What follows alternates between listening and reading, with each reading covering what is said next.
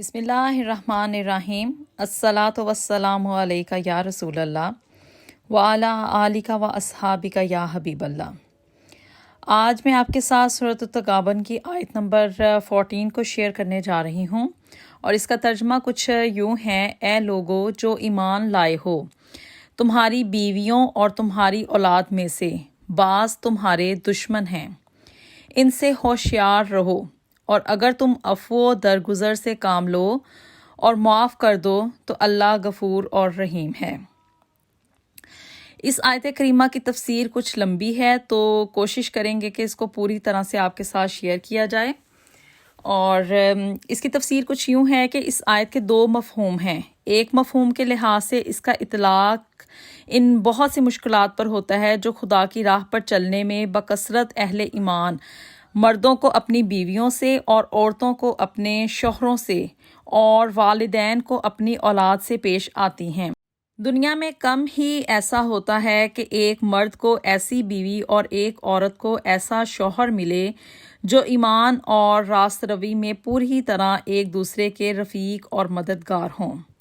اور پھر دونوں کو اولاد بھی ایسی میسر ہو جو عقیدہ اور عمل اور اخلاق اور کردار کے اعتبار سے ان کے لیے آنکھوں کی ٹھنڈک بنے۔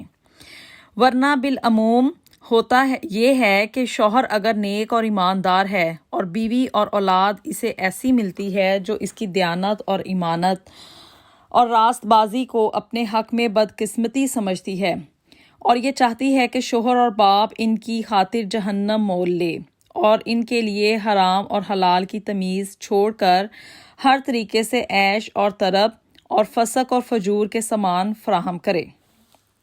اور اس کے برعکس بسا اوقات ایک نیک مومن عورت کو ایسے شوہر سے سابقہ پیش آتا ہے جس سے اس کی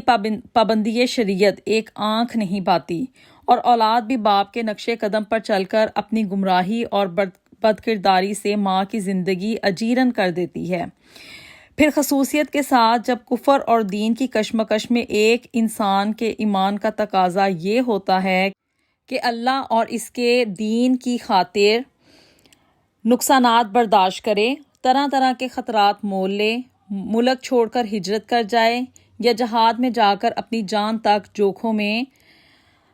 ڈال دے، تو سب سے بڑھ کر اس کی راہ میں اس کے اہل و عیال ہی رکاوٹ بنتے ہیں۔ دوسرے مفہوم کا تعلق ان مخصوص حالات سے ہے جو ان آیات کے نزول کے زمانہ میں بکثرت مسلمانوں کو پیش آ رہے تھے اور آج بھی ہر شخص کو پیش آتے ہیں جو کسی غیر مسلم معاشرے میں اسلام قبول کرتا ہے۔ اس وقت مکہ معظمہ میں اور عرب کے دوسرے حصوں میں عموماً یہ صورت پیش آتی تھی کہ ایک مرد ایمان لے آیا ہے مگر بیوی بچے نہ صرف اسلام قبول کرنے کو تیار نہیں ہیں بلکہ خود اس کو اسلام سے پھیر دینے کے لیے کوشاں ہیں، اور ایسے ہی حالات میں ان خواتین کو سابقہ پیش آتا تھا جو اپنے خاندان میں اکیلی اسلام قبول کرتی تھیں۔ یہ دونوں قسم کے حالات جن اہل ایمان کو درپیش ہوں انہیں خطاب کرتے ہوئے 3 باتیں فرمائی گئی ہیں۔ سب سے پہلے انہیں خبردار کیا گیا ہے کہ دنیوی رشتے کے لحاظ سے اگرچہ یہ لوگ وہ ہیں جو انسان کو سب سے زیادہ عزیز ہوتے ہیں، لیکن دین کے لحاظ سے یہ تمہارے دشمن ہیں۔ یہ دشمنی خواہ اس حیثیت سے ہو کہ وہ تمہیں نیکی سے روکتے اور بدی کی طرف مائل کرتے ہیں، یا اس حیثیت سے کہ وہ تمہیں ایمان سے روکتے اور کفر کی طرف کھینچتے ہوں، یا اس حیثیت سے کہ ان کی ہمدردیاں کفار کے ساتھ ہوں، اور تمہارے ذریعے سے اگر کوئی بات بھی مسلمانوں کے جنگی رازوں کے متعلق ان کے علم میں آ جائے تو اسے اسلام کے دشمنوں تک پہنچا دیتے ہیں۔ ان سے دشمنی کی نوعیت اور کیفیت میں تو فرق ہو سکتا ہے، لیکن بہرحال یہ ہے کہ دشمنی ہی، اور اگر تمہیں ایمان عزیز ہو تو اس لحاظ سے تمہیں ان کو دشمن ہی سمجھنا چاہیے۔ ان کی محبت میں گرفتار ہو کر کبھی اس بات کو نہ بھولنا چاہیے کہ تمہارے اور ان کے درمیان ایمان اور کفر یا اطاعت اور معصیت کی دیوار حائل ہے۔ اس کے بعد فرمایا گیا کہ ان سے ہوشیار رہو، یعنی ان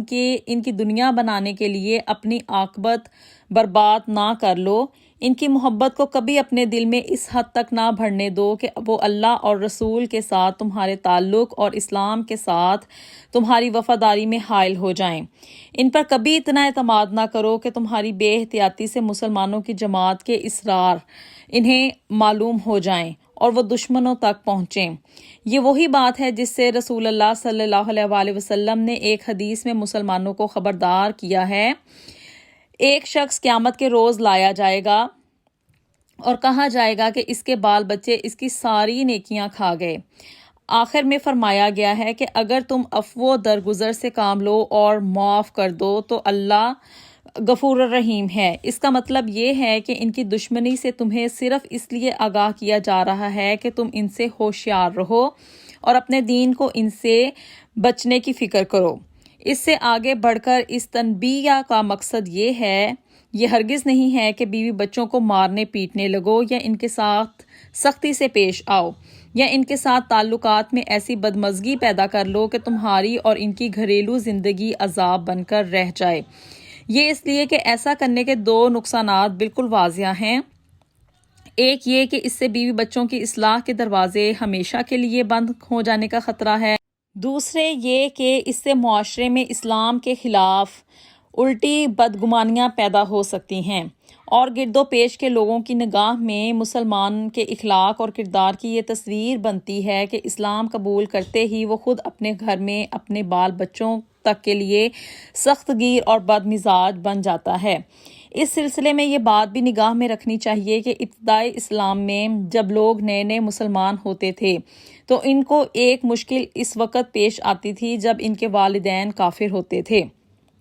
وہ ان پر دباؤ ڈالتے کہ اس نئے دین سے پھر جائیں، اور دوسری مشکل اس وقت پیش آتی جب ان کے بیوی بچے یا عورتوں کے معاملے میں ان کے شوہر اور بچے کفر پر قائم رہتے اور دین حق کی راہ سے انہیں پھیرنے کی کوشش کرتے تھے۔ پہلی سورت کے متعلق سورت عنکبوت آیت نمبر 8 اور سورت لقمان آیت نمبر 14 اور 15 میں یہ ہدایت فرمائی گئی ہے کہ دین کے معاملے میں والدین کی بات ہرگز نہ مانو، البتہ دنیا کے معاملات میں ان کے ساتھ حسن سلوک کرتے رہو۔